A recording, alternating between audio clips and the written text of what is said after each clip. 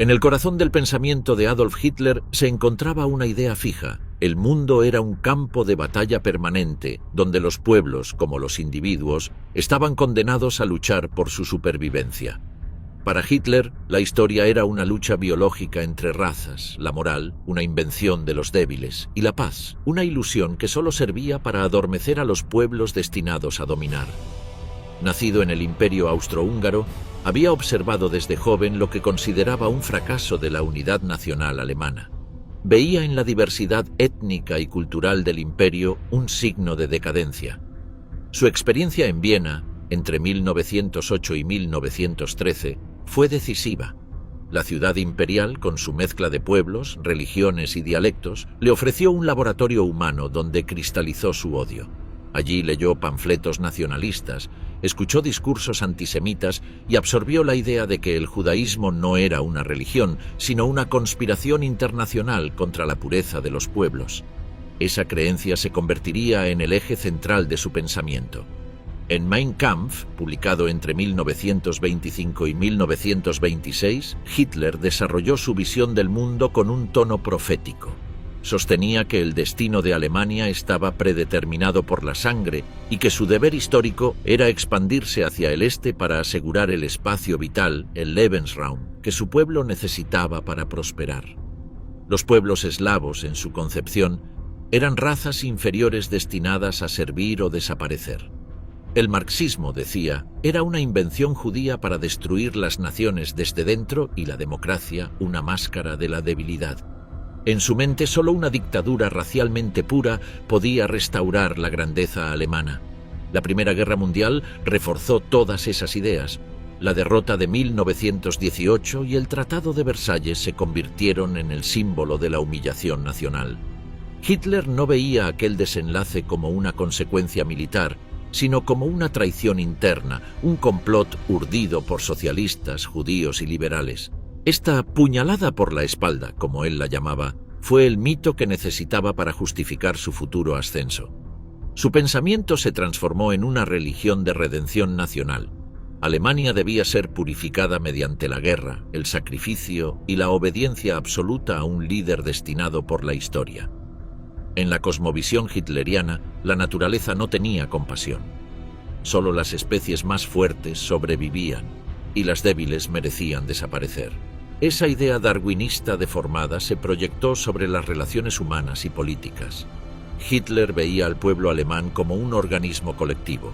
Cada individuo debía servir al cuerpo racial, y quien no lo hacía era un parásito. En sus discursos repetía que el hombre moderno había olvidado la dureza de la vida y que su misión era devolverle el instinto de lucha. El mundo no cambiará por medio de discursos, sino por el hierro y la sangre, decía, convencido de que la historia premiaba a los pueblos dispuestos a matar por su destino. Su visión del arte, la educación y la cultura derivaba del mismo principio. Todo debía estar al servicio del Estado racial. El arte debía exaltar la fuerza, la disciplina y la pureza. La educación debía moldear cuerpos y mentes. La ciencia debía subordinarse al propósito biológico del Reich. Para Hitler, la razón era útil solo cuando servía a la voluntad del pueblo. Despreciaba el pensamiento libre y el debate intelectual al que consideraba decadente. En su lugar, promovía una estética de grandeza y pureza, una espiritualidad pagana centrada en la sangre y la tierra. El cristianismo, aunque lo utilizó en su retórica pública, le resultaba sospechoso. Lo veía como una religión de compasión, enemiga de la lucha. Sin embargo, comprendía su poder simbólico y lo instrumentó para legitimar su causa. En su retórica, la providencia reemplazaba a Dios, una fuerza abstracta que guiaba a los pueblos fuertes hacia la victoria. «Cumplo la voluntad del Creador al luchar contra los judíos», llegó a afirmar. En su mente, el exterminio no era un crimen, sino una obediencia divina. Hitler construyó su ideología como un sistema cerrado. Cualquier evidencia que lo contradecía era reinterpretada como prueba de la conspiración de sus enemigos. Su entorno político, conformado por figuras como Goebbels, Himmler y Rosenberg, reforzó esa burbuja de pensamiento absoluto. La propaganda nazi se convirtió en el instrumento perfecto para transformar su Weltanschauung en sentido común nacional. La figura del Führer se elevó a la de un profeta infalible y millones de alemanes comenzaron a ver el mundo con sus mismos ojos, como una lucha entre pureza y corrupción, entre destino y traición. Rearme y preparación militar en secreto. Cuando Hitler asumió el poder en enero de 1933, el Tratado de Versalles aún pesaba sobre Alemania como una cadena. Limitaba su ejército a 100.000 hombres, prohibía la aviación militar y restringía la construcción naval. Para él aquellas condiciones eran una humillación impuesta por enemigos que temían el regreso del poder alemán. En sus primeros discursos ante los jefes de la Reichswehr, el nuevo canciller fue claro. El tratado debía ser abolido, no por negociación, sino por hechos consumados. El derecho no se pide, se impone, dijo. Y así comenzó el rearmamento en secreto. Hitler comprendió que su principal arma no era el acero, sino el tiempo. Durante los primeros años del Tercer Reich, su estrategia fue ganar cada minuto posible mientras engañaba a las potencias occidentales con gestos de aparente moderación. Nombró a Hermann Göring responsable del recién creado Ministerio del Aire, disfrazado como una institución civil. Al mismo tiempo, los laboratorios alemanes empezaron a desarrollar motores, aviones y bombas bajo el pretexto de investigación científica. Las fábricas Krupp, Daimler y Messerschmitt trabajaban a plena capacidad en contratos encubiertos con el Estado. En 1934, Hitler se aseguró el control absoluto sobre las Fuerzas Armadas. Tras la purga de la Noche de los Cuchillos Largos, en la que eliminó a Ernst Röhm y a la cúpula de las SA, logró el apoyo del ejército regular, que veía en él un defensor del orden frente a la revolución. Con la muerte del presidente Hindenburg en 1934, se autoproclamó Führer und Reichskanzler, fusionando el liderazgo político y militar. Desde ese momento, todo juramento de fidelidad debía hacerse directamente a su persona, no al Estado alemán. La propaganda presentó el rearme como un renacimiento espiritual. En los desfiles de Nuremberg, Hitler mostraba a la nación su nueva fe en el acero y la disciplina. Mientras tanto, el mundo observaba con una mezcla de indiferencia y esperanza. Muchos líderes europeos, especialmente en Gran Bretaña, veían al nuevo régimen como un baluarte contra el comunismo soviético. Hitler supo explotar esa percepción. Cada vez que ampliaba el ejército o violaba una cláusula del tratado, prometía que era el último paso, que su único deseo era restaurar la dignidad alemana. En marzo de 1935 dio el golpe definitivo. Anunció públicamente el restablecimiento del servicio militar obligatorio y la creación de la Luftwaffe, una fuerza aérea que ya existía en secreto. Fue un acto de desafío abierto al orden internacional, pero la respuesta fue débil. Francia protestó, Gran Bretaña expresó preocupación y la Sociedad de Naciones no hizo nada. Hitler interpretó ese silencio como una señal. Las democracias no estaban dispuestas a luchar por la paz que decían defender. Ese mismo año lanzó el Plan Cuatrienal, confiando su ejecución a Göring. El objetivo era convertir a Alemania en una potencia autosuficiente capaz de sostener una guerra larga. Se invirtió en siderurgia, combustibles sintéticos y armamento pesado. Las industrias se reorganizaron bajo la lógica de la movilización permanente. La economía, la ciencia y la juventud quedaron subordinadas al proyecto bélico. Hitler creía que la voluntad de un pueblo podía superar cualquier limitación material y que los recursos del planeta pertenecían por derecho natural a las razas fuertes. En marzo de 1936, las tropas alemanas cruzaron el Rin y remilitarizaron la zona desmilitarizada, otro acto prohibido por Versalles. Fue una apuesta temeraria, el ejército aún era débil y una respuesta militar francesa habría destruido el régimen. Pero nadie reaccionó. Hitler lo interpretó como una confirmación de su destino. Esa noche dijo a sus oficiales: «Ahora sé que puedo hacerlo todo». A partir de entonces, su confianza en su intuición estratégica se convirtió en dogma. Durante los años siguientes, reforzó su sistema de alianzas y espionaje. Italia, bajo Mussolini, se convirtió en su socio natural. Ambos compartían la retórica del expansionismo y el desprecio por las democracias liberales. Japón, en Asia, se sumó al pacto anticomintern de 1936, sellando un frente ideológico contra el comunismo. Hitler veía en esa alianza la prueba de que la historia estaba de su lado.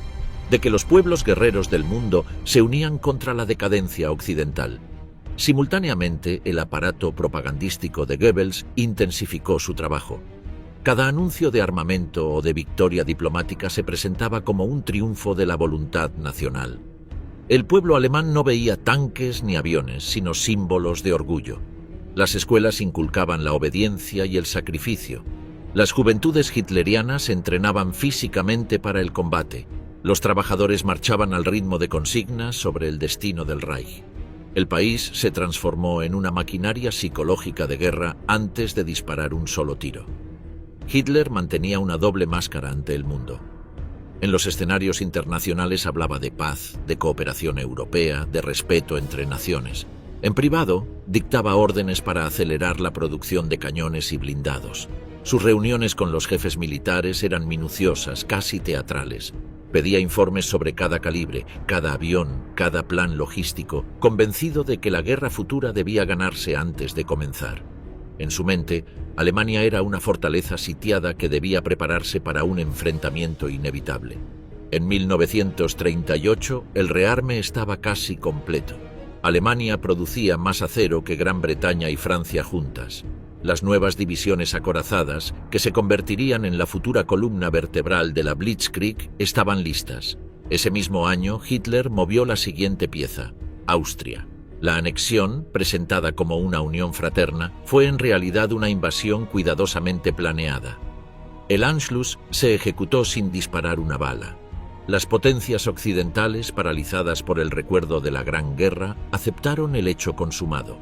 El éxito austríaco convenció a Hitler de que su intuición era infalible. Si el mundo no se había atrevido a defender Viena, tampoco lo haría con Checoslovaquia. En septiembre de 1938, en la conferencia de Múnich, logró que las democracias cedieran los Sudetes con la excusa de proteger a los alemanes étnicos. Lo que los demás vieron como diplomacia, él lo interpretó como rendición. Su estrategia de engaño había funcionado. Alemania había reconstruido su ejército, expandido sus fronteras y humillado a sus enemigos, todo sin una guerra abierta. A finales de 1938, Hitler estaba convencido de que la historia lo protegía. La Wehrmacht era el instrumento de su voluntad y Europa, un tablero dominado por el miedo. Solo quedaba dar el siguiente paso: transformar el rearme en conquista. La justificación para invadir Polonia. En la mente de Hitler, la guerra contra Polonia no era una agresión, sino una necesidad histórica. Desde hacía años hablaba del Lebensraum, el espacio vital que Alemania debía conquistar hacia el este para asegurar su supervivencia. Polonia, creada tras el Tratado de Versalles, simbolizaba todo lo que él despreciaba. Una nación artificial, sostenida por los aliados y habitada, según su retórica, por razas mezcladas incapaces de gobernarse. Para Hitler, su mera existencia era una afrenta al destino del pueblo alemán. Durante los primeros meses de 1939, su discurso cambió de tono. Ya no hablaba de justicia ni reparación, sino de destino. En reuniones privadas con sus generales, afirmaba que Alemania debía actuar antes de que las democracias pudieran reaccionar. Sabía que su ejército estaba listo, que su industria podía sostener la guerra y que la población lo seguía ciegamente. Solo faltaba construir la justificación. En su lógica, el agresor debía presentarse como víctima. A principios de año, ordenó a la maquinaria propagandística de Goebbels preparar una narrativa sobre los abusos sufridos por las minorías alemanas en el corredor polaco y en la ciudad libre de Danzig. La prensa nazi comenzó a publicar historias falsas de campesinos asesinados, mujeres ultrajadas y familias germanas perseguidas. Los noticieros mostraban imágenes de ataúdes cubiertos con banderas alemanas y cada discurso oficial terminaba con la misma idea. Alemania no podía permanecer impasible ante el sufrimiento de su pueblo. La diplomacia, mientras tanto, era una farsa cuidadosamente construida. Hitler se mostraba ante el mundo como un líder paciente, dispuesto a dialogar. Hablaba de autodeterminación y paz, sabiendo que las democracias europeas temían una nueva guerra, pero en secreto, desde abril, había dado la orden de preparar la invasión. El plan se llamó Fall Base, o Caso Blanco, y fijaba el inicio de las operaciones para septiembre de 1939. Lo que Hitler necesitaba no era una excusa moral, sino un acto teatral que diera apariencia de defensa. La idea de una provocación encubierta surgió en el seno de la SS. Reinhard Heydrich, siguiendo las órdenes de Himmler, diseñó una operación falsa que justificara la ofensiva. La noche del 31 de agosto, un grupo de agentes disfrazados con uniformes polacos atacó una estación de radio alemana en la localidad de Gleiwitz. Dejaron tras de sí varios cadáveres, prisioneros del campo de concentración de Dachau, ejecutados minutos antes y vestidos como soldados enemigos. Al amanecer, la noticia se transmitió por toda Alemania. Polonia había agredido al Reich. Hitler se presentó ante el Reichstag el 1 de septiembre de 1939. Su discurso, cuidadosamente redactado, mezcló indignación, destino y venganza. Desde esta madrugada, las tropas alemanas responden a los ataques polacos, proclamó.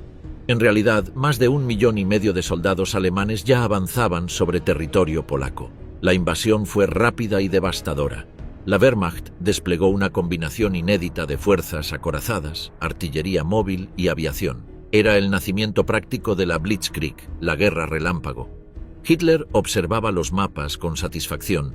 En pocos días, las defensas polacas se desmoronaron. Las columnas de tanques atravesaban el país mientras la Luftwaffe destruía carreteras, trenes y refugios civiles. En sus reuniones, el Führer hablaba con fervor místico de la justicia histórica que se cumplía ante sus ojos. Veía la guerra no como una acción política, sino como un acto biológico, la expansión del pueblo fuerte sobre el débil. Cada ciudad conquistada era, para él, una victoria de la naturaleza. El 3 de septiembre, Gran Bretaña y Francia declararon la guerra a Alemania. Hitler no lo esperaba tan pronto. Durante años había apostado a que el miedo las paralizaría, como en Múnich, pero esta vez el silencio se rompió. Sin embargo, no se inmutó. Ante sus generales sonrió y dijo: «Ahora todo dependerá de quién resista más tiempo». Creía que las democracias no tenían voluntad de sacrificio. Su confianza en la victoria era total. Mientras la Wehrmacht avanzaba, Hitler ordenó la cooperación con la Unión Soviética. Semanas antes había firmado con Stalin el pacto de no agresión conocido como Molotov-Ribbentrop. Oficialmente era un acuerdo de neutralidad, pero contenía un protocolo secreto que dividía Europa del Este en zonas de influencia. El 17 de septiembre, el Ejército Rojo invadió Polonia desde el este, completando la partición del país. Para Hitler era una jugada maestra. Había neutralizado a su enemigo más temido, la Unión Soviética, y evitado una guerra en dos frentes. Las imágenes de Varsovia destruida fueron celebradas como triunfo en Berlín. Goebbels organizó desfiles, películas y noticieros que mostraban a Hitler como el restaurador del orden. La invasión, presentada como operación de liberación, reforzó su aura de infalibilidad. En su fuero interno creía que el destino lo guiaba. «Nada podrá detenernos», dijo ante sus ministros. «El próximo paso será dictado por la providencia». En los territorios ocupados, la SS y la Gestapo comenzaron su propio trabajo. A medida que el ejército avanzaba, los Einsatzgruppen ejecutaban a intelectuales, oficiales y sacerdotes polacos. Hitler veía esas acciones como un requisito político: destruir la identidad nacional para borrar cualquier posibilidad de resistencia. La guerra, desde su perspectiva, no era solo una cuestión militar, sino racial. Polonia debía desaparecer como nación para dejar espacio al futuro imperio germánico. A fines de septiembre, el país estaba dividido. Varsovia cayó el día 27 y el último bastión polaco se rindió el 6 de octubre. En Berlín, Hitler fue recibido por multitudes eufóricas. En los balcones ondeaban banderas, los niños cantaban himnos y los periódicos hablaban del genio estratégico del Führer. En la Cancillería, los oficiales lo observaban caminar con paso lento, seguro, como un actor en su papel sagrado. Creía haber demostrado que la historia respondía a su voluntad, que la guerra era una prueba de fe y que los dioses del destino habían elegido a Alemania para reescribir el mapa de Europa. La admiración por la Blitzkrieg y las primeras victorias. Hitler asistió a las campañas relámpago con una mezcla de fascinación técnica y éxtasis ideológico. La Blitzkrieg no fue una invención milagrosa del Führer, pero encajó perfectamente en su visión del mundo: rapidez, decisión y la aniquilación del adversario antes de que pudiera articular su resistencia. Observaba la coordinación entre blindados, aviación y artillería como una coreografía destinada a imponer la voluntad de Alemania por la vía de la eficacia. La campaña occidental de 1940 fue su gran triunfo cinematográfico.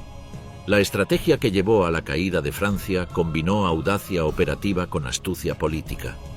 Tras simular una ofensiva por el norte, los alemanes ejecutaron el verdadero movimiento a través de las Ardenas, una región que los aliados consideraban impracticable para grandes unidades blindadas. Cuando las columnas acorazadas emergieron en terrenos inesperados, el colapso fue psicológico tanto como militar. París cayó con una rapidez que paralizó a Europa occidental. En Berlín, las noticias llegaban como actos sagrados, mapas pintados de avance, fotos de ejércitos ocupando plazas y el sentimiento creciente de un Führer que parecía tocar la historia con la punta de sus dedos.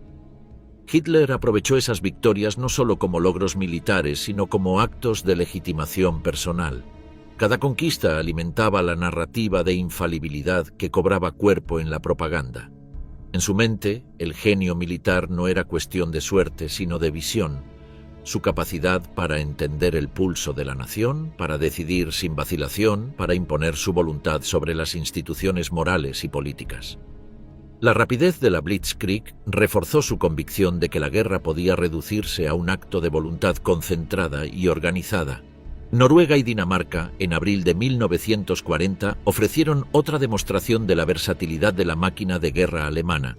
La operación combinó desembarcos navales, paracaidistas y la pronta neutralización de capacidades enemigas para asegurar el acceso al Atlántico Norte y los recursos de hierro noruegos. Hitler valoró estos éxitos por su mezcla de audacia operativa y resultado estratégico. Proteger líneas de suministro, controlar puertos y asegurar material industrial. Cada misión exitosa confirmaba un patrón mental. Si la velocidad y la sorpresa se sostenían con apoyo logístico, la guerra se convertía en una serie de victorias casi inevitables. La caída de Francia, sin embargo, tuvo un efecto simbólico profundo. La humillación de la Tercera República y la capitulación sin una defensa prolongada en el corazón de Europa reforzaron en Hitler la idea de la debilidad occidental. Interpretó la ausencia de voluntad de combate como una deuda histórica que las democracias pagarían una y otra vez.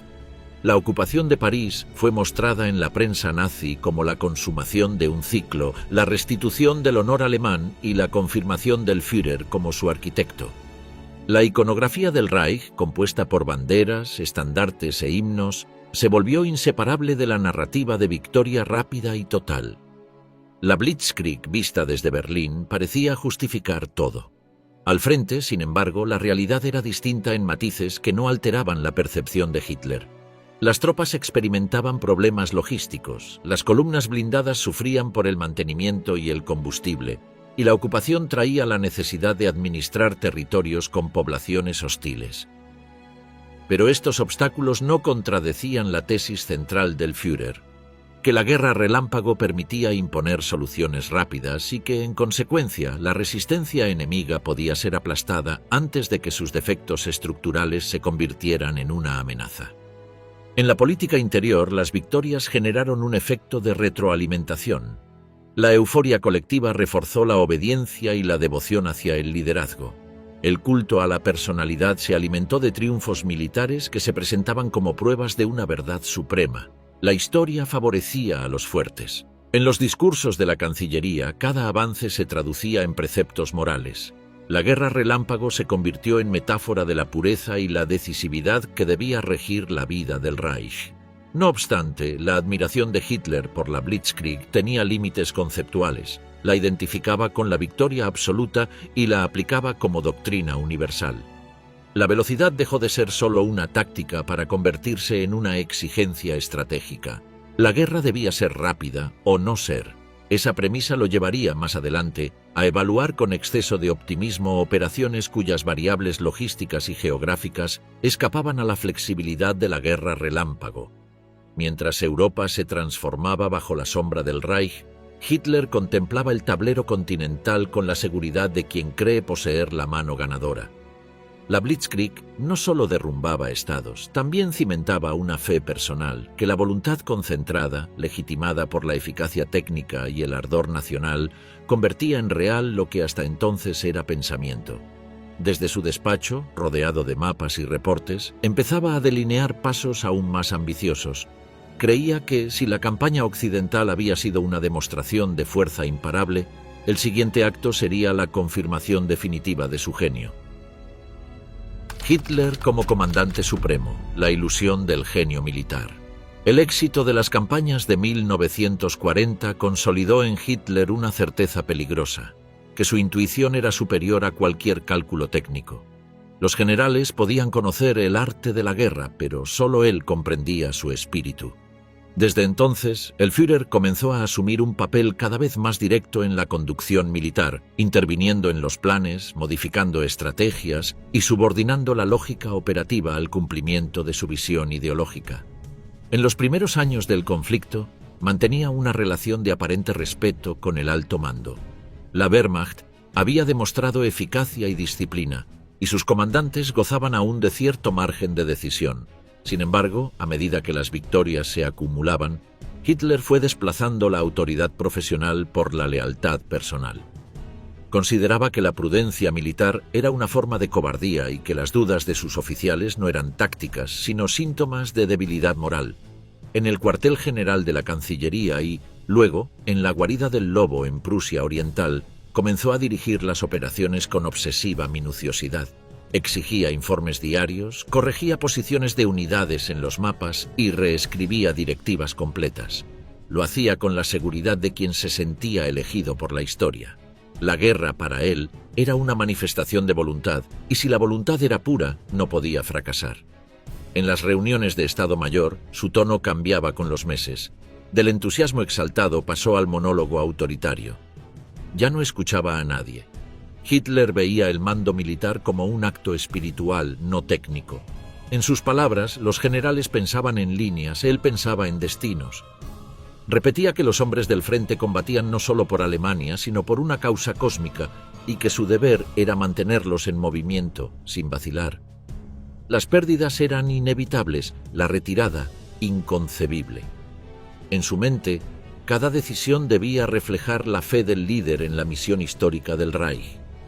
Esa mentalidad se tradujo en una estructura de mando cada vez más rígida.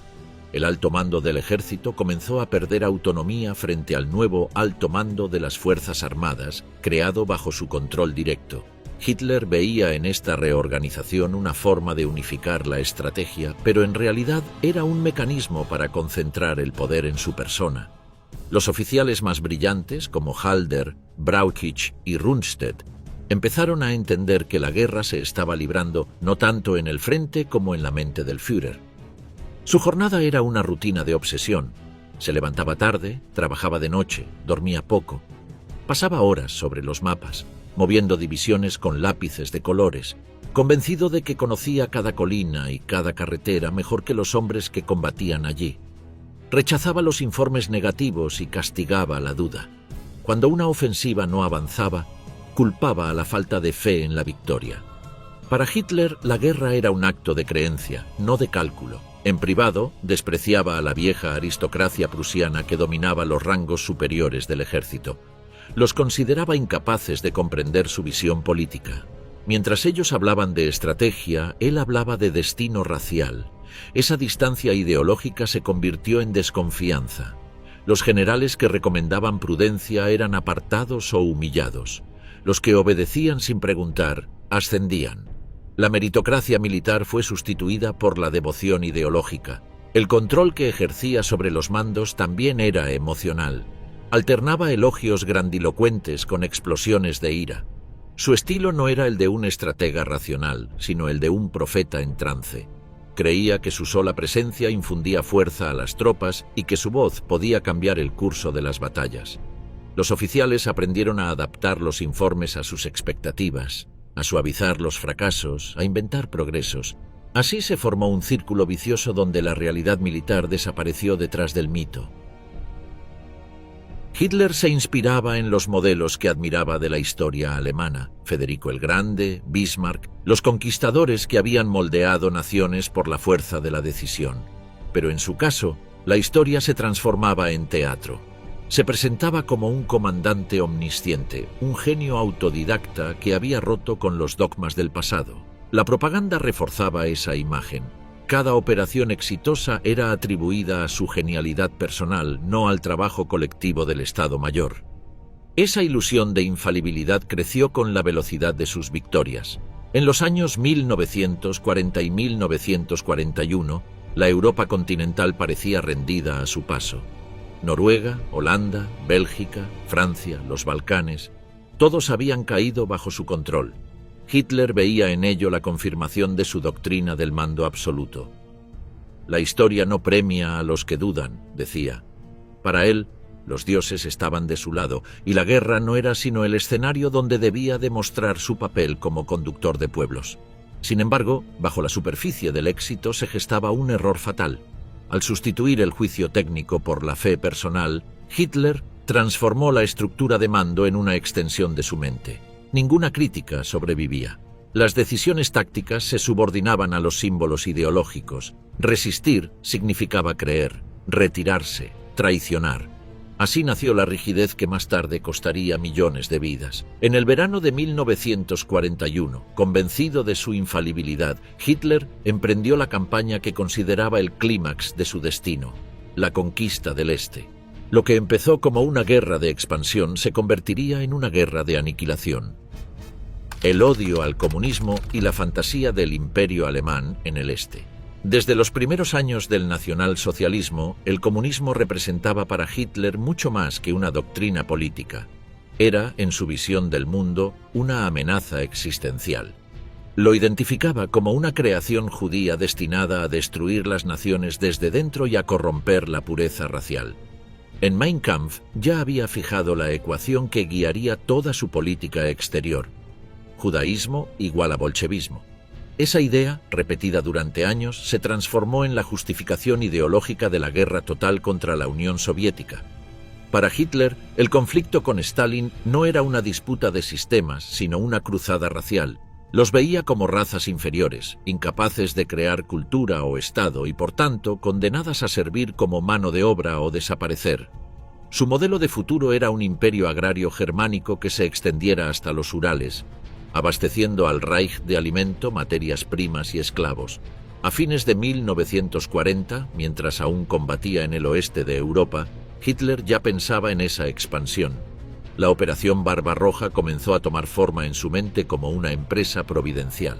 En su discurso interno, Alemania debía destruir a la Unión Soviética no solo por seguridad militar, sino para cumplir su destino histórico. En la práctica, el plan fue diseñado con un desprecio absoluto por las advertencias logísticas.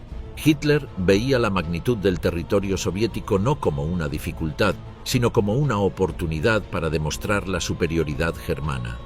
Las órdenes previas a la invasión dejaron clara su intención.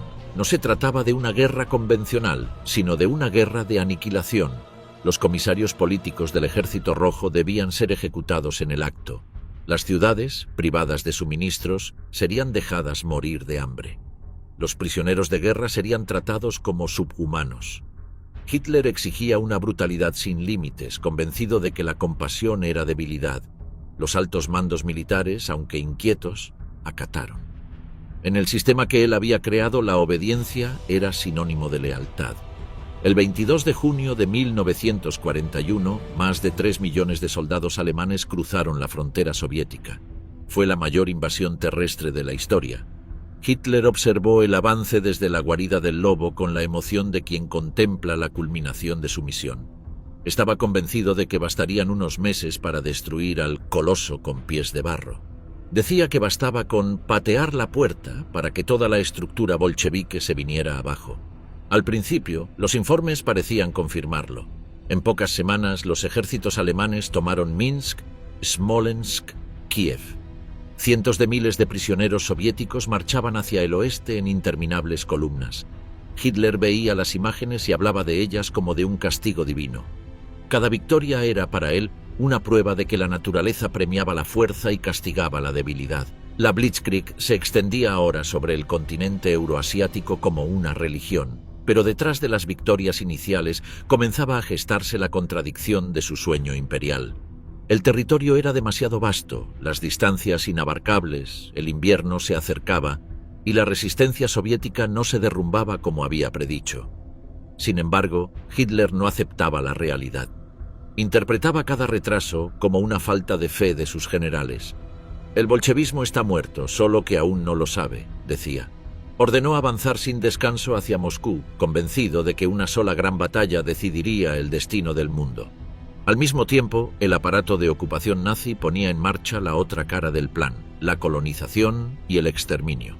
En los territorios conquistados, los Einsatzgruppen recibieron órdenes directas de eliminar judíos, comunistas y toda figura asociada con la inteligencia local. Los asesinatos masivos en Ucrania, Bielorrusia y los países bálticos fueron presentados como medidas de seguridad. Para Hitler, formaban parte de la ingeniería biológica de su imperio, limpiar el suelo de elementos indeseables para repoblarlo con colonos alemanes. El llamado Generalplan Ost, elaborado por la SS bajo supervisión de Himmler, proyectaba el desplazamiento o eliminación de más de 30 millones de personas. En los documentos internos se hablaba de evacuación, pero el sentido era claro: la germanización total del este. Las aldeas serían destruidas, los niños seleccionados por rasgos raciales, las cosechas confiscadas para alimentar al Reich. Hitler imaginaba un paisaje ordenado, con granjas modelo y carreteras imperiales, habitado solo por germanos puros. Era la utopía racial convertida en plan de Estado. En Berlín, la propaganda mantenía la narrativa del triunfo inevitable. El Führer aparecía rodeado de mapas, señalando avances, prometiendo la caída inminente de Moscú. En su discurso del 3 de octubre de 1941, declaró que la Unión Soviética ya estaba quebrada y no volvería a levantarse. Pero a pocos kilómetros de la capital rusa, el avance se detuvo. El invierno llegó antes de lo previsto. Las temperaturas cayeron a 40 grados bajo cero. Los tanques no arrancaban, los fusiles se congelaban, las divisiones carecían de abrigo. Los generales pedían retroceder y reagruparse, pero Hitler lo prohibió. No podía aceptar que su visión del destino alemán fuese desmentida por el clima o por la resistencia de un pueblo que consideraba inferior. «El soldado alemán debe aprender a soportar el sufrimiento», gritó en una reunión. Su decisión condenó a decenas de miles de hombres a morir congelados en las estepas. Sin embargo, la derrota no alteró su convicción. La guerra en el este era sagrada y debía continuar hasta el exterminio del enemigo. El fracaso ante Moscú marcó el principio del fin del mito de la invencibilidad, pero en el interior del Führer solo reforzó su obsesión. Convencido de que la naturaleza misma le había dado una misión, Hitler se aferró con más fuerza a su fantasía imperial. En su mente, el este seguía siendo la clave del futuro alemán. Una tierra inmensa, purificada por la violencia, donde su pueblo reinaría por 1000 años. La realidad, sin embargo, empezaba a quebrar esa ilusión. La Unión Soviética no estaba vencida, sus fábricas producían más armas, sus ejércitos se reagrupaban y el invierno no hacía distinciones raciales. El Holocausto como parte central del proyecto de guerra. Para Hitler, la cuestión judía no era un problema social a resolver en el interior del Reich, era una pieza estratégica en su tablero bélico. Desde su primer vocabulario político, el antisemitismo ocupó un lugar central. Con la guerra, esa hostilidad se transformó en política de Estado y en herramienta para maximizar los recursos del conflicto. La eliminación sistemática de los judíos se articuló así no solo como un fin ideológico, sino como un medio para asegurar la eficacia militar, la explotación económica y la reordenación demográfica del continente. En la visión hitleriana, la presencia judía era inseparable de la decadencia que atribuía a Occidente y de la amenaza bolchevique que atribuía al Este. Exterminar a los judíos significaba, en su lógica, purgar la nación de un supuesto tumor y, a la vez, despojar a un enemigo interno de sus redes económicas y culturales. En el plano práctico, la depuración de comunidades enteras liberaba bienes que podían ser expropiados para financiar la guerra y sostener al aparato estatal. para un liderazgo que veía la sociedad como un recurso manipulable. La represión tenía también un cálculo utilitario. El aparato que transformó el odio en acción fue una maquinaria compleja en la que Hitler delegó funciones y legitimidad. Himmler y la SS se encargaron de convertir la intención ideológica en procesos administrativos y operativos. Las unidades móviles de exterminio, los Einsatzgruppen, siguieron al avance de la Wehrmacht en 1941, ejecutando masacres en masa en las retaguardias soviéticas.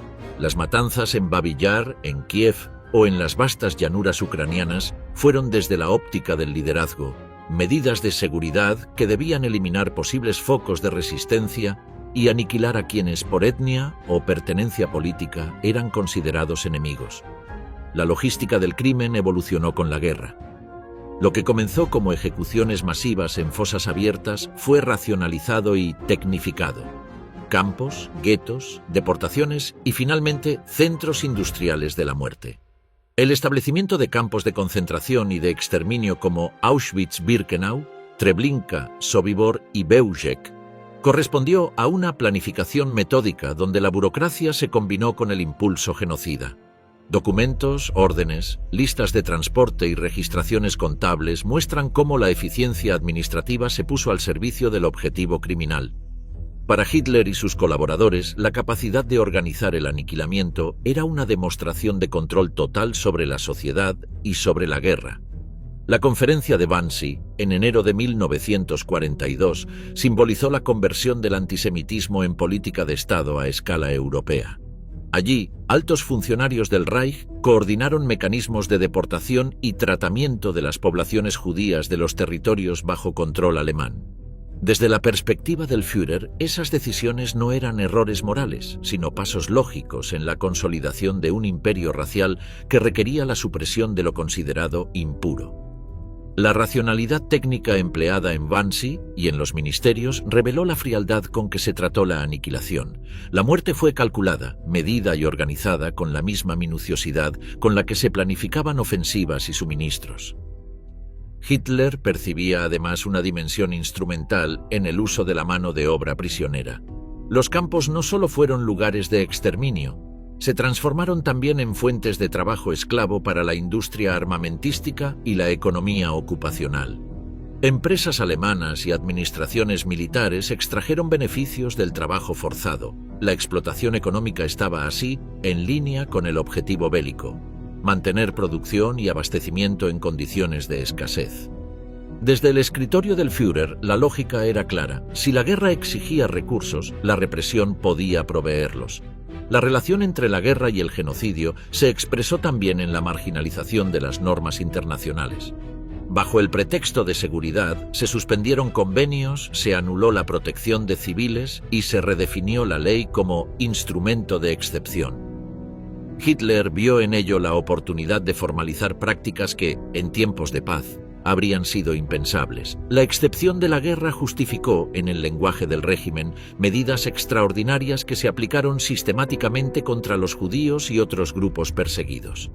Aun cuando la cúpula militar podía advertir sobre los riesgos estratégicos y logísticos de dedicar recursos a la represión masiva, Hitler sostuvo que la destrucción de elementos indeseables era inseparable del éxito militar.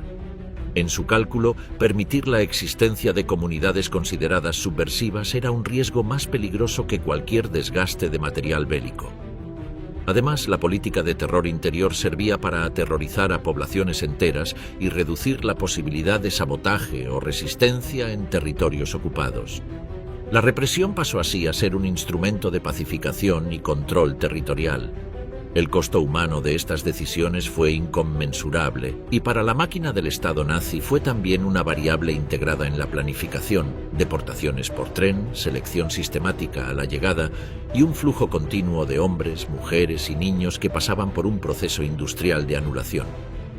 Hitler no solo toleró esa maquinaria, la legitimó en términos históricos y biológicos, presentándola como un acto necesario para la supervivencia del pueblo alemán. En su relato, la eliminación era una tarea histórica, comparable en su gravedad a las grandes empresas políticas que, según él, forjaban naciones. Con la guerra extendiéndose y las líneas de frente cambiando, La política genocida se mantuvo como prioridad.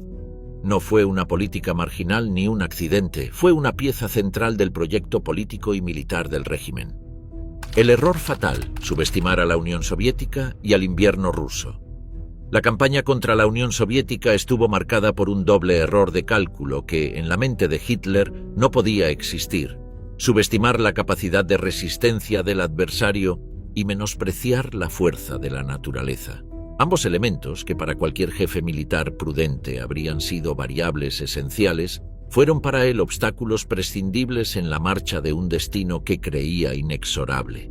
Esa mezcla de arrogancia y negación constituyó, con el tiempo, la herida abierta que acabaría por desangrar al Reich. En el verano de 1941, la magnitud de la invasión sobrepasó cualquier precedente. Más de 3 millones de hombres, miles de carros y cientos de aviones se volcaron hacia el este con un ritmo demoledor. Los primeros éxitos parecían confirmar la lógica de la Blitzkrieg: ruptura profunda, envolvimiento de grandes fuerzas y desplome del aparato estatal enemigo. Pero al mismo tiempo que las divisiones avanzaban, las líneas de suministro se alargaban en una geometría que la logística alemana no había experimentado a esa escala. Carreteras de tierra convertidas en fajas de barro, rutas ferroviarias con diferentes anchos de vía, almacenes que quedaban a cientos de kilómetros de las columnas móviles, todo ello iba minando la promesa de avance continuo.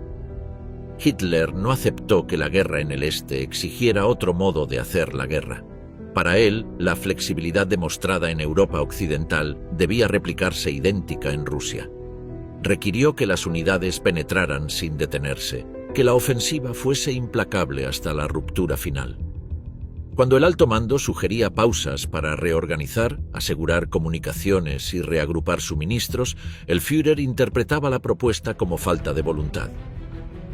«El enemigo se romperá si seguimos adelante», insistía, convencido de que cualquier respiro era una concesión moral y estratégica. La decisión operacional que simbolizó esa mezcla de fe y error fue la dispersión de objetivos.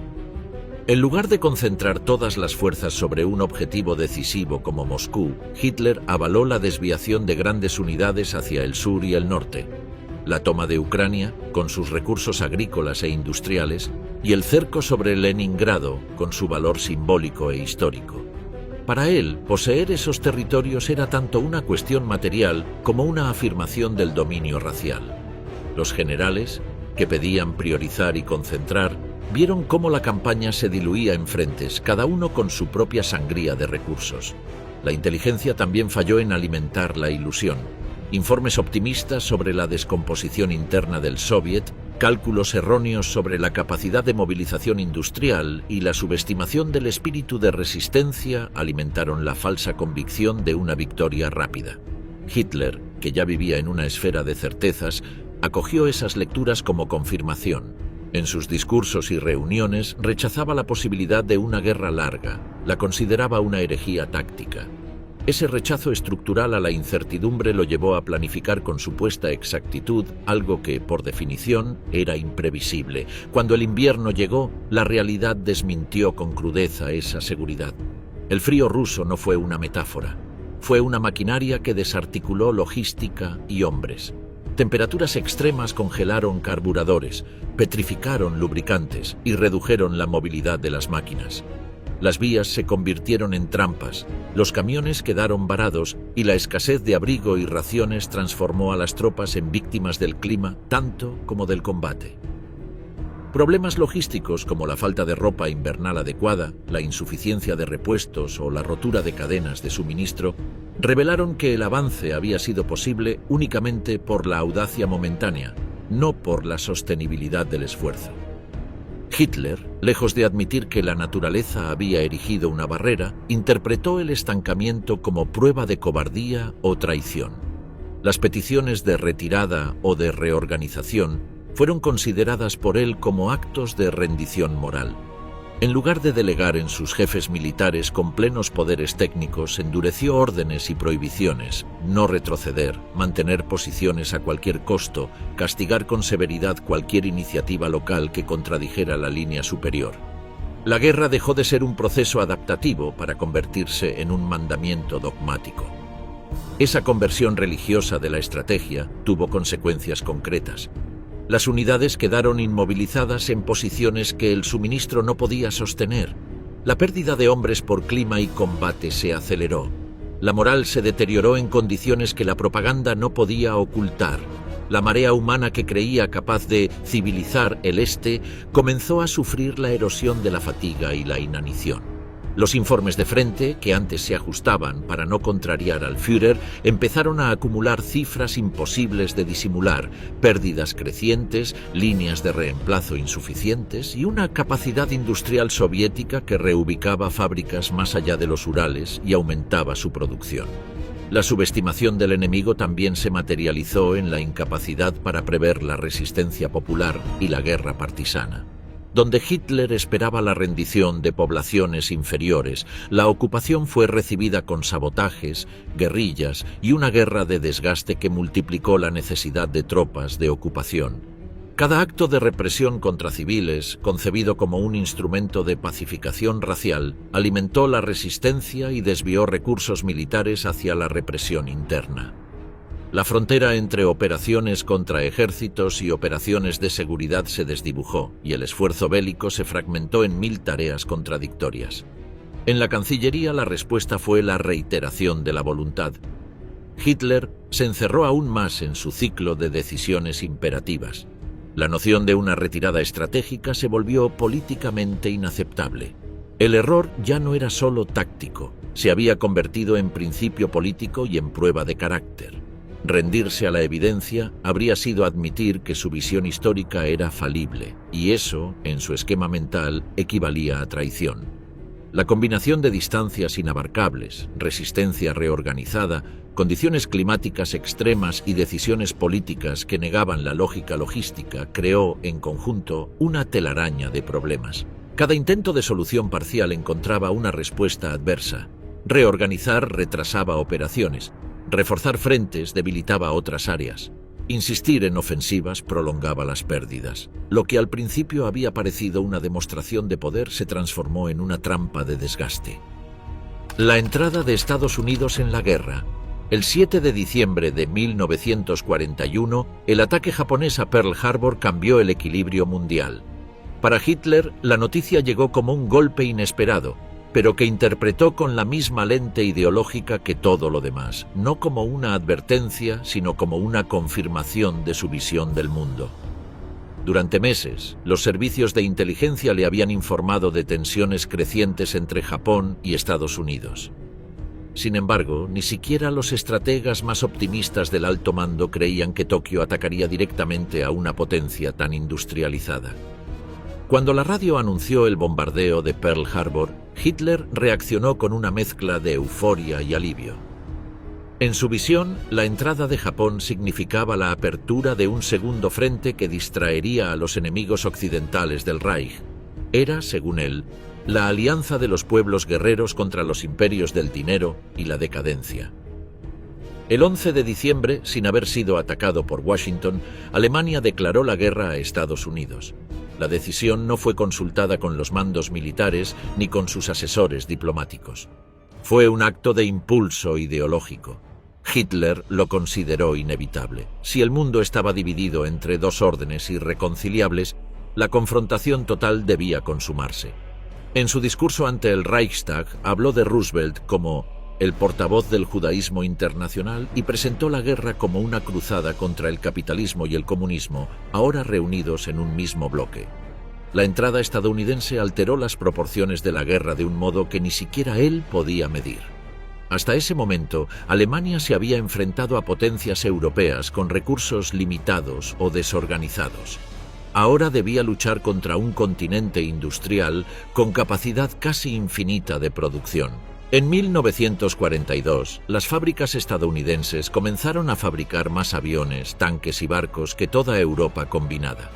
Pero Hitler, atrapado en su propia fe en la voluntad sobre la materia, desestimó las cifras. En las reuniones nocturnas del cuartel general, repetía que el verdadero enemigo no estaba en los frentes, sino en las mentes corruptas que manejaban la prensa y la economía. La guerra, decía, debía convertirse en un enfrentamiento global entre civilizaciones. Esa interpretación ideológica le impidió ver la dimensión logística del conflicto que él mismo había provocado.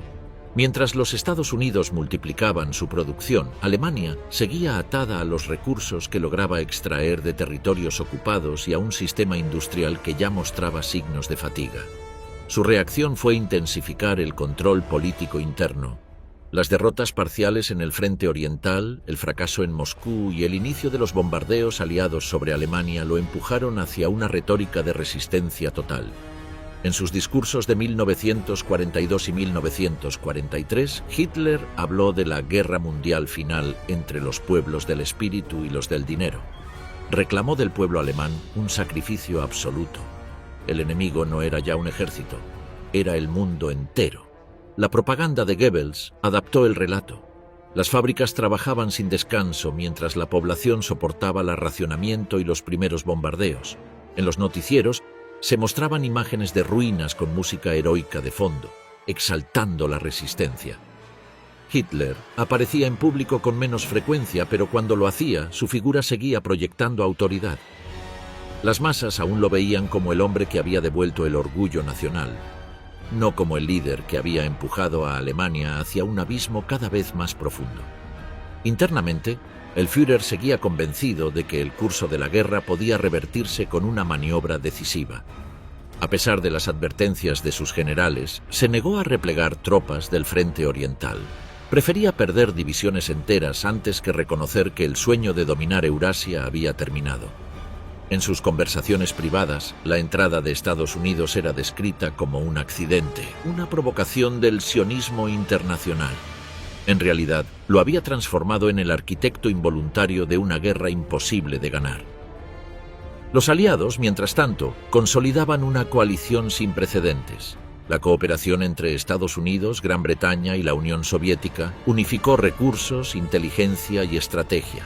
La producción masiva de material bélico en América y el abastecimiento a la Unión Soviética a través de rutas como el Ártico convirtieron la superioridad material en una avalancha. Hitler lo sabía, pero rechazaba toda comparación cuantitativa. Las máquinas no vencen a los hombres, insistía. Su fe en la voluntad colectiva alemana seguía siendo su argumento final. A partir de 1943, la diferencia entre fe e ilusión se volvió irreconciliable. El frente oriental se desmoronaba lentamente, el norte de África se perdía e Italia comenzaba a tambalearse como aliado.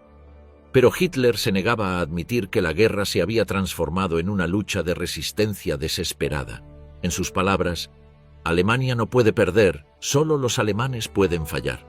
Esa frase pronunciada con frialdad definía su nueva estrategia: intensificar la disciplina interna, eliminar toda duda y prolongar la guerra más allá de cualquier razonamiento lógico. El 18 de febrero de 1943, Goebbels pronunció en Berlín el célebre discurso de la guerra total, reflejando el pensamiento del Führer. Era la admisión tácita de que el sueño imperial había fracasado, pero también el intento de transformar el desastre en una epopeya de sacrificio. La desconfianza llegó a permear incluso el propio círculo de poder. Hitler, cada vez más aislado, desconfiaba de sus colaboradores más cercanos. La competencia entre ministros y jefes de partido le resultaba útil porque impedía la consolidación de una alternativa capaz de disputarle el mando, pero también lo privó de una oposición leal que pudiera corregir errores estratégicos. En vez de un asesoramiento pluridisciplinario, la Cancillería acumuló adhesiones que reproducían las convicciones del Führer sin someterlas a prueba. El resultado material fue perverso. En el terreno militar, la centralización dificultó respuestas rápidas e inteligentes. En la administración económica, la competencia entre organismos obstaculizó la coordinación necesaria para una economía de guerra sostenida y, en la sociedad, la omnipresencia del aparato represor destruyó espacios de crítica y de iniciativa civil que, en otras circunstancias, podrían haber permitido adaptaciones prácticas. Choques directos con generales clave. La guerra había transformado a Hitler en un comandante que ya no toleraba matices. Su autoridad absoluta dentro del Reich lo había acostumbrado a un entorno donde toda discrepancia se interpretaba como traición. En el frente militar, esa psicología lo enfrentó con los mismos hombres que, en los primeros años, habían ejecutado con brillantez sus órdenes. Las tensiones con los generales se convirtieron en un teatro de sospechas, destituciones y humillaciones públicas. La guerra dejó de ser una empresa colectiva y se convirtió en una prolongación del temperamento del Führer. Uno de los primeros en experimentar esa confrontación fue Gerd von Rundstedt, un veterano del ejército prusiano que había participado en casi todas las grandes campañas alemanas. Respetado por su experiencia, representaba la tradición profesional que Hitler despreciaba. En el frente occidental, durante 1941 y 1942, Rundstedt se atrevió a expresar lo que muchos pensaban en silencio: que la guerra total era insostenible, que las líneas eran demasiado extensas, que el enemigo tenía superioridad material. Hitler interpretó esas observaciones como derrotismo. Lo destituyó por falta de fe en la victoria y lo reemplazó temporalmente, aunque más tarde lo recontrató, consciente de su capacidad. A partir de entonces, cada encuentro entre ambos fue una pugna silenciosa entre la realidad militar y la obstinación política. Heinz Guderian, el creador intelectual de la Blitzkrieg, fue otro de los blancos de esa tensión. Guderian había demostrado que la movilidad y la sorpresa podían decidir una guerra, pero su franqueza lo hacía intolerable para Hitler. Cuando el invierno ruso detuvo la ofensiva de 1941, Guderian insistió en replegarse para salvar unidades y reorganizar la logística. Hitler lo acusó de cobardía. En diciembre lo expulsó del mando y lo dejó en reserva. Guderian, que había simbolizado la innovación técnica del ejército alemán, se convirtió en un paria dentro de la estructura que él mismo había ayudado a crear. Solo fue rehabilitado en 1943, cuando el desastre del Este obligó a Hitler a recurrir nuevamente a sus antiguos críticos, aunque bajo estricta vigilancia. El caso más emblemático fue el de Erwin Rommel, el zorro del desierto. En África, Rommel se había convertido en un héroe tanto para el pueblo alemán como para la propaganda del régimen. Su audacia y su sentido táctico lo hicieron legendario, pero su independencia despertó la desconfianza del Führer. Hitler admiraba sus victorias, pero lo irritaba su tendencia a actuar sin esperar órdenes. Cuando la situación en el norte de África comenzó a deteriorarse, Rommel advirtió sobre la imposibilidad de resistir sin refuerzos ni combustible. Propuso retirarse a posiciones defensivas. Hitler, fiel a su dogma de no ceder terreno, lo acusó de derrotismo y ordenó resistir hasta el final. En privado calificó a Rommel de general de los turistas, incapaz de comprender la dimensión ideológica de la guerra. La caída del Afrika Korps y la pérdida del norte de África en 1943 sellaron el destino de su relación. Aunque Rommel continuó sirviendo en Europa, el Führer ya no confiaba en él. Cuando en 1944 fue implicado indirectamente en el complot del 20 de julio, su suerte quedó sellada. Hitler le ofreció una elección: un juicio público que arrastraría a su familia o el suicidio silencioso. Rommel eligió la segunda opción. Para el Führer, su muerte fue otra purga necesaria. Para la historia fue el símbolo de la ruptura definitiva entre el ideal militar y la locura política del régimen. Las disputas no se limitaron a los frentes exteriores. En la estructura interna del alto mando, Hitler mantuvo un clima de competencia y vigilancia que anulaba cualquier coordinación efectiva. La rivalidad entre la Wehrmacht, la Luftwaffe y la SS era incentivada deliberadamente. Göring, Himmler y Keitel se espiaban entre sí para ganar la confianza del Führer. Los informes llegaban distorsionados, las cifras se maquillaban, los fracasos se disfrazaban de victorias parciales. En esa maraña de desinformación, Hitler tomaba decisiones cada vez más desconectadas de la realidad, pero nadie se atrevía a contradecirlo. Su desconfianza era total. Veía conspiraciones en cada retraso, en cada sugerencia de repliegue. En las reuniones, su tono pasaba de la calma fría al estallido de ira en cuestión de minutos. Lanzaba objetos, golpeaba la mesa, gritaba a los oficiales hasta reducirlos al silencio. Las discusiones tácticas se transformaban en interrogatorios ideológicos. Preguntaba no qué pensaban, sino en qué creían. La guerra se volvió una prueba de fe personal. El Führer ordena, la historia obedece. repetía, convencido de que los mapas se doblegarían ante su voluntad. En 1944, las tensiones alcanzaron un punto irreversible. El desembarco aliado en Normandía reveló la fragilidad del sistema de mando. Los generales pedían libertad de maniobra para responder con rapidez. Hitler insistía en dirigir cada movimiento desde su búnker, sin aceptar que el frente cambiaba por minutos. Rundstedt, nuevamente en el mando del oeste, imploró autorización para replegarse y reorganizar la defensa. Hitler se lo prohibió. «No puede haber retirada en suelo alemán», dictó. Días después, volvió a destituirlo. La cadena de órdenes contradictorias convirtió la defensa en caos. Mientras los aliados avanzaban, el Führer seguía convencido de que un contraataque milagroso revertiría la situación. Los generales que habían sido sus instrumentos se convirtieron en sus víctimas. Muchos fueron degradados, arrestados o forzados al suicidio. Los que permanecieron a su lado lo hicieron más por miedo que por convicción. Hitler había conseguido lo que siempre quiso: un ejército completamente subordinado a su voluntad. Las órdenes suicidas y la negación de la realidad. En los últimos años de la guerra, el liderazgo de Hitler dejó de ser un ejercicio de estrategia para convertirse en una sucesión de mandatos imposibles. Su relación con la realidad se fracturó bajo el peso de la derrota, pero su autoridad, alimentada por el miedo y el fanatismo, siguió intacta. Las órdenes se volvieron expresiones de voluntad, sin base material ni sentido táctico. Resistir, morir, sacrificar. Esas palabras reemplazaron cualquier lógica militar. El Führer había transformado la guerra en una liturgia donde cada pérdida debía justificarse como prueba de pureza. El punto de inflexión fue Stalingrado. La ciudad, convertida en símbolo, absorbió los últimos vestigios de racionalidad en la estrategia alemana. Desde el verano de 1942, Hitler había insistido en conquistarla no por su valor industrial, sino por su nombre. La victoria debía ser una humillación directa para Stalin. Cuando las tropas del Sexto Ejército, al mando del general Friedrich Paulus, quedaron cercadas por las fuerzas soviéticas en el invierno de 1942, los comandantes pidieron permiso para romper el cerco y replegarse. Hitler lo prohibió. «Stalingrado se tomará o se perderá hasta el último hombre», ordenó. Durante semanas, los soldados alemanes resistieron entre ruinas y temperaturas bajo cero, rodeados por un enemigo que crecía en número. La Luftwaffe prometió abastecimiento aéreo, pero la realidad lo desmintió. Los aviones apenas podían cubrir una fracción de las necesidades diarias. Aún así, Hitler exigía mantener la posición.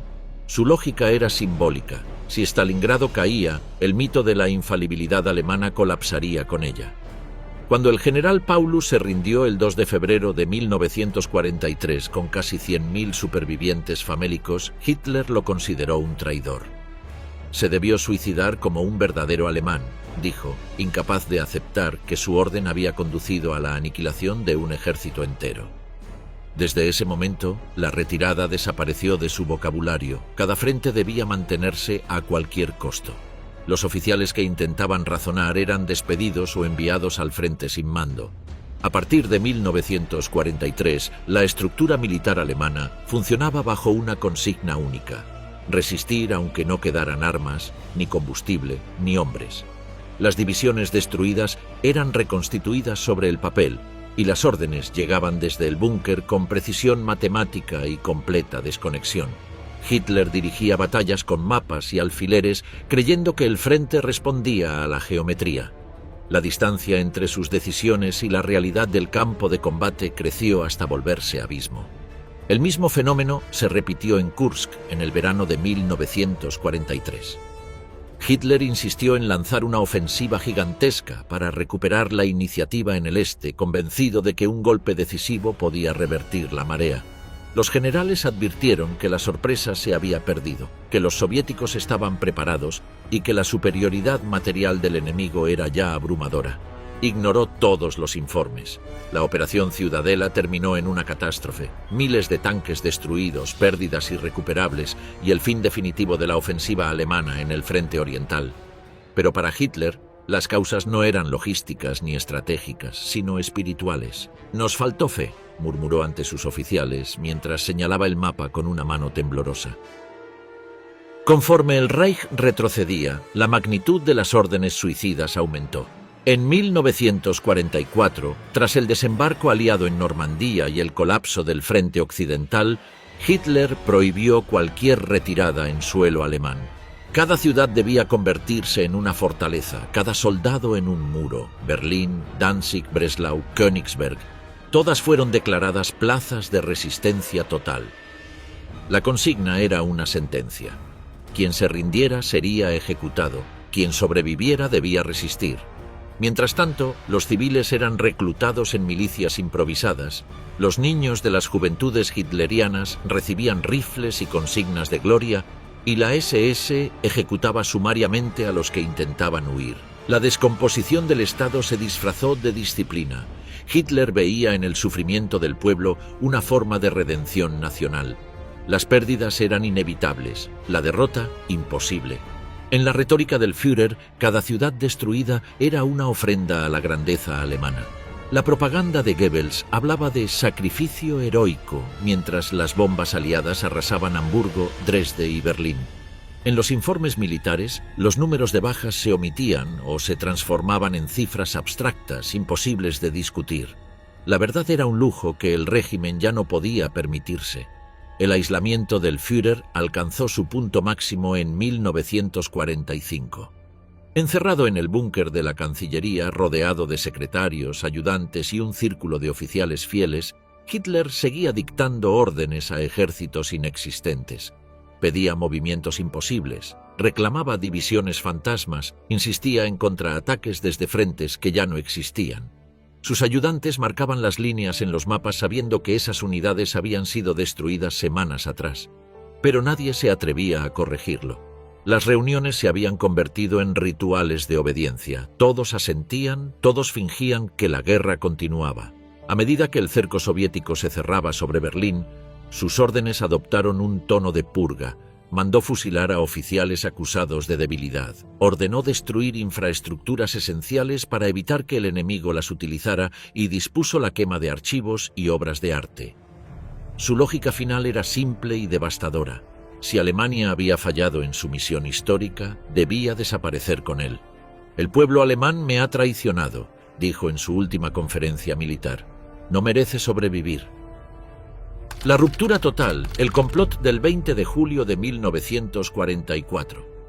El atentado del 20 de julio de 1944 fue más que un intento de asesinato. Representó el colapso interno de la fidelidad ciega que había sostenido al régimen. Durante años, la figura de Hitler había sido intocable dentro de la jerarquía alemana. El juramento personal de lealtad, instaurado desde 1934, convertía cualquier oposición en crimen sagrado. Pero a medida que la guerra se tornaba en catástrofe, un grupo de oficiales, diplomáticos y miembros del Estado Mayor comenzó a concebir lo impensable: eliminar al Führer para salvar lo que quedara de Alemania.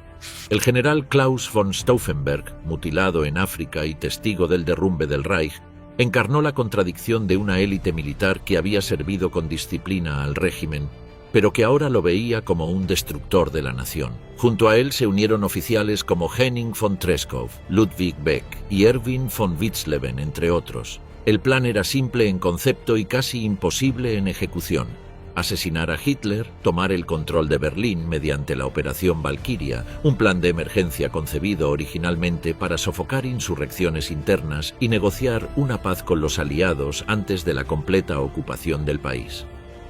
El 20 de julio, Stauffenberg asistió a una reunión en el cuartel de Rastenburg con una bomba oculta en su maletín. Colocó el artefacto bajo la mesa donde Hitler repasaba mapas con sus oficiales. A las 12:42, la explosión destruyó la sala, mató a 4 personas e hirió a varios asistentes. Pero Hitler sobrevivió.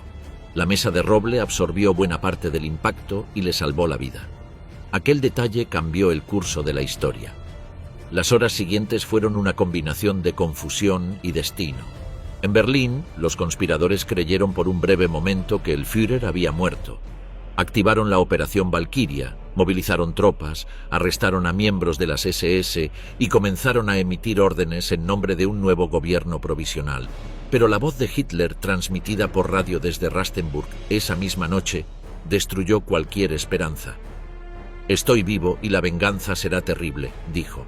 El golpe se desmoronó en cuestión de horas. Hitler interpretó el atentado no como un acto de desesperación patriótica, sino como la confirmación de su visión del mundo, una red de traidores internos dispuestos a destruirlo desde dentro.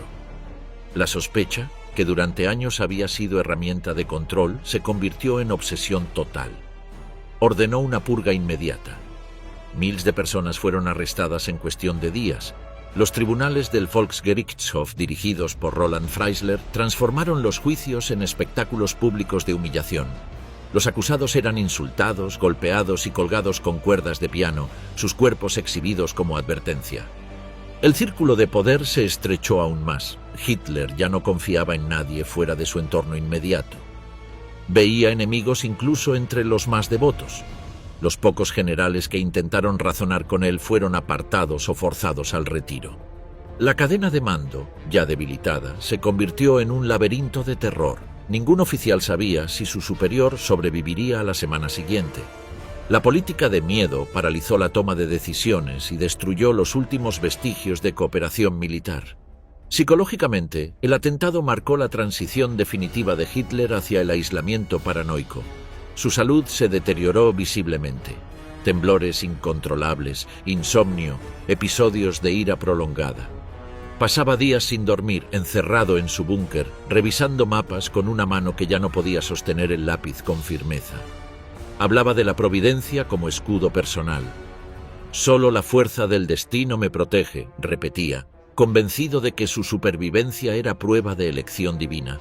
La represión posterior no solo eliminó a los conspiradores, sino a cualquiera que hubiera expresado dudas en el pasado. Oficiales, funcionarios, sacerdotes y miembros de la aristocracia fueron ejecutados sin pruebas. En los meses siguientes, más de 5.000 personas fueron asesinadas en el marco de la purga. La Alemania que Hitler había prometido unificar bajo un ideal se hundía ahora en una ola de violencia dirigida contra sí misma. El efecto político fue devastador. El ejército perdió a muchos de sus mandos más capaces y el miedo reemplazó a la iniciativa. En los frentes, las tropas combatían sin esperanza, mientras en Berlín se hablaba de traición interna como explicación de todas las derrotas. Hitler, en su delirio, veía en cada fracaso un sabotaje. «Si todos me hubieran seguido con fe, la victoria habría sido nuestra», dijo en una reunión con sus ministros, golpeando la mesa con el puño. A partir de entonces, el Führer gobernó un país en ruinas, sostenido solo por fanáticos y burócratas que temían su ira más que la derrota. Lo que había comenzado como un intento desesperado de salvar a Alemania terminó consolidando la dictadura en su forma más pura, la de un hombre solo que ya no escuchaba, rodeado de obediencia vacía. El final en el búnker, del Mesías del Reich al líder hundido. El Führer, antaño omnipresente, se había convertido en una sombra encerrada bajo tierra, dirigiendo un imperio que ya solo existía en los mapas de su escritorio. Su mundo se redujo a un laberinto de cemento y acero, el Führerbunker, en los jardines de la Cancillería de Berlín. Allí, rodeado por secretarios, oficiales, médicos y asistentes personales, Hitler pasó sus últimos 120 días de existencia. El búnker tenía aire húmedo, pasillos estrechos y una iluminación que nunca apagaba. Su rutina era un eco del pasado. Repasaba informes que ya no reflejaban nada real, dictaba órdenes a ejércitos inexistentes y reprendía a generales que hacía tiempo habían perdido el control de sus unidades. Cada día su círculo se reducía más. Eva Braun, su compañera de años, permanecía a su lado. Joseph Goebbels, su ministro de propaganda, era el último creyente inquebrantable. La Alemania exterior había dejado de existir. Berlín era un campo de ruinas. Niños de las juventudes hitlerianas patrullaban las calles con lanzagranadas, los civiles morían bajo los bombardeos y los refugios estaban saturados. Hitler, sin embargo, se negaba a abandonar la capital. Decía que su destino debía cumplirse allí, donde había comenzado su grandeza. Su creencia en la providencia se volvió dogma final. Si el pueblo alemán había fallado, debía ser destruido junto con él. El deterioro físico de Hitler era evidente. Sufría temblores constantes, apenas podía caminar y sus discursos se habían vuelto monólogos erráticos. Hablaba de contraataques imposibles, de divisiones que ya no existían, de armas secretas que cambiarían el curso de la guerra. Sus ayudantes fingían tomar nota. Las reuniones con el Estado Mayor se transformaron en ceremonias vacías, en las que se leían partes de guerra irreales y se trazaban planes en mapas que representaban territorios ya ocupados. A veces, pasaba minutos en silencio, mirando el suelo antes de estallar en furia. En abril de 1945, cuando las tropas soviéticas cruzaron el Oder y se acercaron a Berlín, Hitler aún ordenó una defensa total. Divisiones formadas por adolescentes, ancianos y restos de unidades destruidas recibieron la orden de luchar hasta el final. Goebbels organizó discursos radiofónicos en los que prometía la resurrección del Reich y comparaba la situación con la caída de Roma. Para los fieles, morir por Hitler era una forma de redención. Para los demás, solo quedaba el silencio. El 16 de abril comenzó la ofensiva final soviética sobre Berlín. En menos de 2 semanas, el cerco era total. Hitler continuaba emitiendo órdenes a ejércitos fantasma, creyendo que el 12º ejército del general Wenck llegaría a rescatar la ciudad. Ninguna de esas fuerzas existía ya como estructura operativa. Aún así, ordenó contraataques imaginarios. Convencido de que el destino intervendría una vez más a su favor, los días siguientes fueron un descenso hacia el delirio. Hitler dictó su testamento político el 29 de abril de 1945, redactado por su secretaria Traudl Junge. En él culpaba a los judíos por la guerra y declaraba su fe en la misión histórica del nacionalsocialismo. Designó a Karl Dönitz como sucesor, a Goebbels como canciller del Reich y dejó instrucciones para que su cuerpo no cayera en manos del enemigo. Esa noche se casó con Eva Braun en una breve ceremonia dentro del búnker. Hubo champaña y silencio. Al amanecer, Berlín ardía. El 30 de abril, mientras los soviéticos se abrían paso por las calles vecinas, Hitler se despidió de su personal. Se recluyó en su habitación junto a Eva Braun. Ordenó no ser interrumpido. Poco después, se oyó un disparo. Cuando los asistentes abrieron la puerta, lo encontraron desplomado en el sofá. Un tiro en la sien, una cápsula de cianuro rota en la boca. Eva Braun yacía junto a él, también envenenada. Los cuerpos fueron envueltos en mantas, rociados con gasolina y quemados en el jardín de la Cancillería, siguiendo sus instrucciones. La noticia se propagó por los pasillos del búnker como un rumor contenido. Goebbels, fiel hasta el final, se suicidó al día siguiente junto con su esposa después de asesinar a sus 6 hijos. Los restos del régimen se disolvieron entre llamas y humo. En los días siguientes, el ejército soviético tomó la Cancillería y el Reich, que debía durar un milenio, desapareció tras 12 años.